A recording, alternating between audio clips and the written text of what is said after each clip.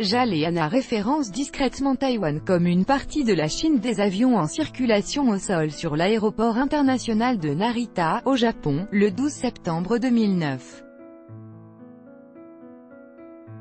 AFP, Toshifumi Kitamura. Les compagnies aériennes japonaises Japan Airlines, JAL, et ANA Holdings ont décidé de désormais référencer Taïwan comme faisant partie de la Chine sur leur site internet en langue chinoise, une décision de nature à satisfaire Pékin. En avril 2018, l'autorité chinoise de l'aviation civile avait demandé à 36 compagnies aériennes étrangères de respecter la volonté chinoise de voir désigner Taïwan, Hong Kong et Macao comme des territoires chinois. La Chine populaire considère que Taïwan fait partie intégrante de son territoire, même si l'île est dirigée de façon indépendante depuis 1949. Le changement a discrètement été effectué par JAL et ANA le 12 juin, jour d'un sommet historique entre le président américain Donald Trump et le dirigeant nord-coréen Kim Jong-un.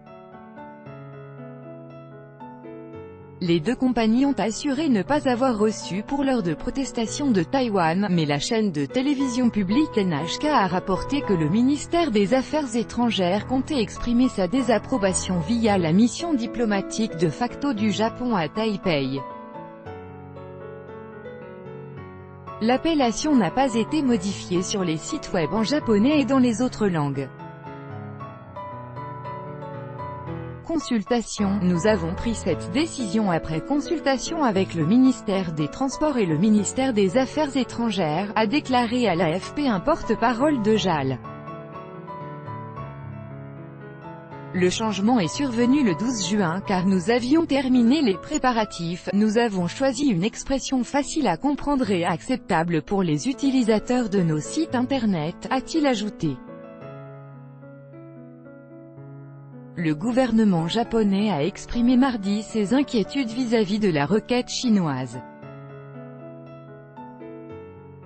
Nous ne sommes pas favorables à ce que des pouvoirs publics demandent à des compagnies privées de prendre des mesures basées sur une certaine opinion politique, a déclaré le porte-parole, Yoshihide Suga.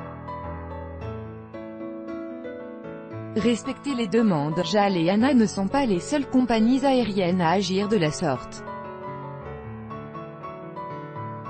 La société australienne Qantas avait défendu début juin sa décision de respecter les demandes de Pékin. Ce n'est pas aux compagnies aériennes de définir ce qu'est un pays, c'est au gouvernement, avait affirmé son patron Alan Joyce, avec AFP.